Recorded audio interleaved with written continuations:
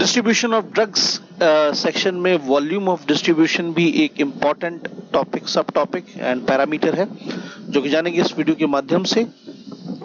Now coming to the some important points, उसको मैं एक सरल शब्दों में समझाने की कोशिश करता हूँ।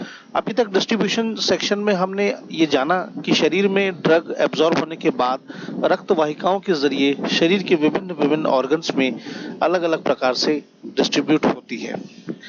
तो यहाँ पर अगर हमें पता लगाना हो कि शरीर में किस ऑर्गन में किस तरह से डिस्ट्रीब्यूशन है, कैसे ड्रग डिस्ट्रीब्यूशन हो रहा है, और अगर हो रहा है तो वो कैसे या क्यों फैक्टर बन रहा है distribution in the bio availability of the drugs का, तो प्रॉब्लम एक्चुअल में तब आती है कि जब पूरी तरह से ड्रग सभी ऑर्गन्स में डिस्ट्रीब्यूट हो जाती है, कंप्लीट हो जाती है, तो एक समय आता है कि सभी ऑर्गन्स में अलग अलग क्वांटिटी, उनके आकार, रक्त का आवागमन, इन सारे फैक्टर्स के तहत हर ऑर्गन में अलग अलग मात्रा में ड्रग होती है।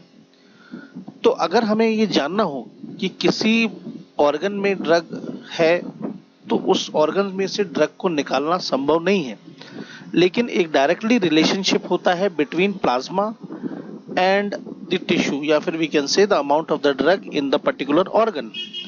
प्लाज्मा इसीलिए क्योंकि इसी तरह से आगे की कड़ी में हम जानेंगे कि प्लाज्मा में मौजूद विभिन्न प्रकार के प्रोटीन्स ही ड्रग को कैरी करते हैं। जैसे रक्त में मौजूद हीमोग्लोबिन ऑक्सीजन को कैरी करता है, इसी प्रकार रक्त का एक कंपोनेंट, एक हिस्सा जो पीले रंग का पदार्थ है, तरल पदार्थ है प्लाज्मा, वो ड्रग्स को कैरी करने के लिए जिम्मेदार होता है। तो प्लाज्मा ड्रग कॉन्सेंट्रेशन का मतलब कितनी quantity of the drug plasma में है और कितनी quantity of the drug body में है, इससे हम एक अंदाजा लगा सकते हैं। अब अंदाजा लगा सकते हैं इसलिए इस चीज को कहा गया है apparent volume of distribution. Apparent volume of distribution मतलब एक काल्पनिक, एक हाइपोथेटिकल वॉल्यूम कि भाई इस जगह पर इतनी quantity of the drug distributed होगी। जैसे फॉर एग्जांपल अगर हमने 500 मिलीग्राम की टैबलेट किसी पेशेंट या मरीज को खिलाई और हम जानना चाहें कि उसके शरीर में कितनी ड्रग डिस्ट्रीब्यूटेड है, तो उसके लिए अलग अलग ऑर्गन्स में वो ड्रग मौजूद होगी।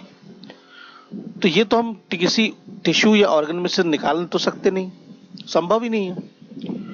तो हम क्या करेंगे कि पेशेंट को देने के बाद जितना टाइम उसे एब्जॉर्प्शन में लगता है, अब कितना टाइम एब्जॉर्प्शन में लगता है ये एब्जॉर्प्शन चैप्टर में हम देख चुके हैं, तो कितना टाइम उसे एब्जॉर्प्शन में लगता है उसके बाद हम पेशेंट के ब्लड सैंपल को निकालेंगे, उसे सेंट्रीफ्यूज करके प्लाज्मा अलग करेंगे, और प्लाज्मा अलग करने के बाद प्लाज्मा में अल्ट्रावायलेट स्पेक्ट्रोफोटोमीटर के माध्यम से जानेंगे कि कितना कॉन्सेंट्रेशन प्लाज्मा में चल रहा है। तो जितना कॉन्सेंट्रेशन प्लाज्मा में चल रहा है माइनस जितनी ड्रग दी गई थी, मतलब जितनी खिलाई गई थी, उससे पता चल जाएगा कि कितनी ड्रग डिस्ट्रीब्यूटेड है। That is actually called as the plasma drug volume of distribution, which is mentioned by the formula X is equal to VDC, and VD is equal to X upon C, that is volume of distribution is equal to amount of drug in the body upon plasma drug concentration. अब बात ये आती है कि आखिर ये volume of distribution को जानने की आवश्यकता क्यों पड़ती है। वो इसीलिए पड़ती है क्योंकि हमारे शरीर में मूल रूप से 3 प्रकार का तरल पदार्थ होते हैं। तरल पदार्थ इन द सेंस कि अगर हम तरल और ठोस को अलग करें तो शरीर 2 ही पार्टों में बटेगा। एक है हाड़ मांस यानी कि हड्डी और मांस, और दूसरी तरफ वो सारा तरल पदार्थ। तरल मतलब रक्त, पानी या विभिन्न प्रकार के अम्ल, एंजाइम, पसीना, आंसू, सब जो भी लिक्विड सेक्शन में आता है। तो अगर लिक्विड सेक्शन की हम बात करें, सॉलिड को हटा दें, तो 3 तरह के तरल पदार्थ हमारे शरीर में मौजूद होते हैं। सबसे पहला प्लाज्मा फ्लूइड, फिर इंट्रासेल्युलर और फिर एक्स्ट्रा सेल्युलर। इन तीनों में ड्रग डिस्ट्रीब्यूट हो जाती है।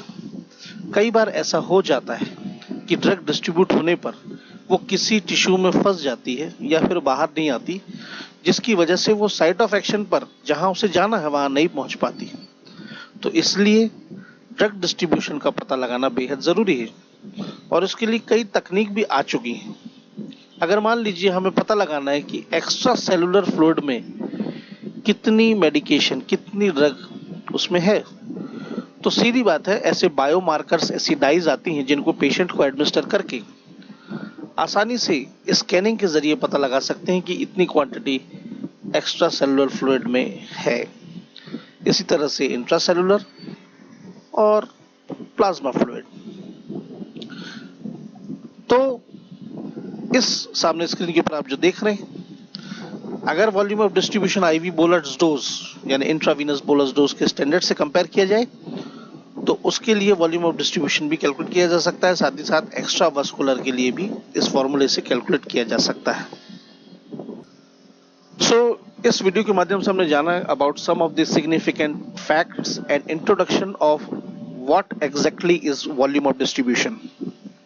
मैं एक बार क्विक बुलेट पॉइंट्स में समराइज करता हूं वीडियो को कि वॉल्यूम ऑफ डिस्ट्रीब्यूशन का मतलब घुले हुए तरल पदार्थ, दवा के घुले हुए तरल पदार्थ में वो मात्रा जो शरीर में रक्त में मौजूद प्लाज्मा के अलावा डिस्ट्रीब्यूट हो गई है, number 1। Number 2, volume of distribution drug distribution में एक अहम भूमिका इसलिए निभाता है कि ड्रग का साइट ऑफ एक्शन पे क्वांटिटी पर पहुंचना, बायोअवेलेबिलिटी को ठीक करना बहुत इंपॉर्टेंट पैरामीटर है।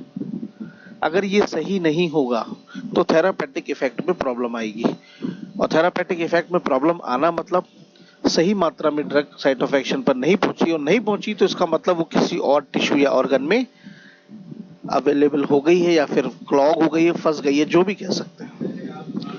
नंबर 3, वॉल्यूम ऑफ डिस्ट्रीब्यूशन को निकालने की, मेजर करने की बहुत सी विधियां हैं जिनके जरिए वो मेजर किया जा सकता है, like use of biomarkers and tracers and dice. तो ये आई होप कि ये वीडियो आपको फ्रूटफुल लगा हो। So thank you.